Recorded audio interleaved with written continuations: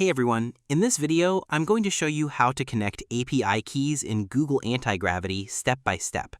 So if you're trying to use Google Antigravity and you want to connect your own API key, this video will help you understand what to check, where to go, and what to do if the option does not show up.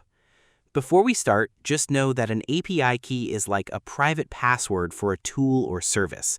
You should never share it in public, never post it online, and never paste it inside a project that other people can see. Now, let's get started.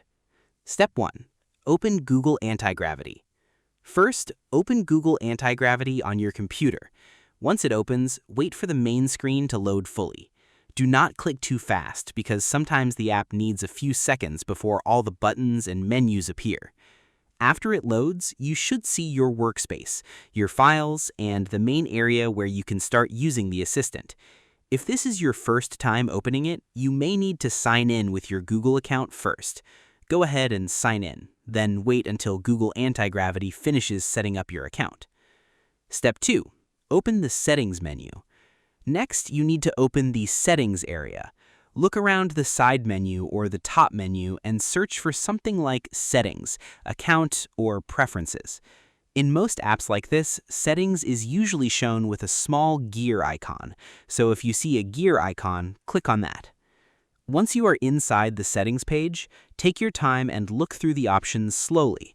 You are looking for anything related to models, keys, providers, or account access. Do not worry if your screen looks a little different. Updates can change where some buttons are placed, but the idea is still the same. Now, inside Settings, look for a section that talks about API keys or model access. This may be called API keys, models, providers, connections, or something similar. Click that section when you find it. This is the place where Google Antigravity may let you connect a key from another service or connect a key connected to your Google AI account. If you do not see this section, do not panic. It may mean your version of Google Antigravity does not support adding your own key yet, or your account does not have that option available. Step 4. Get your API key. Now you need to get the API key you want to use.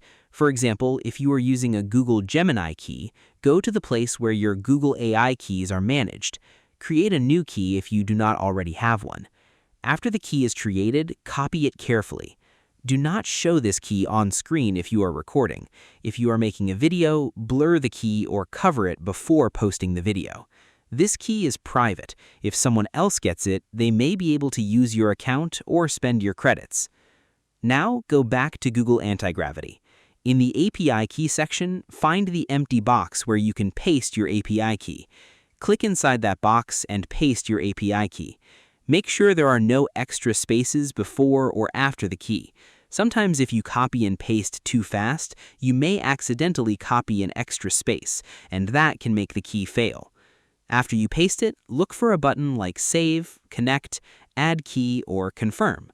Click that button. Now wait a few seconds while Google Antigravity checks the key. And that's how you connect API keys in Google Antigravity.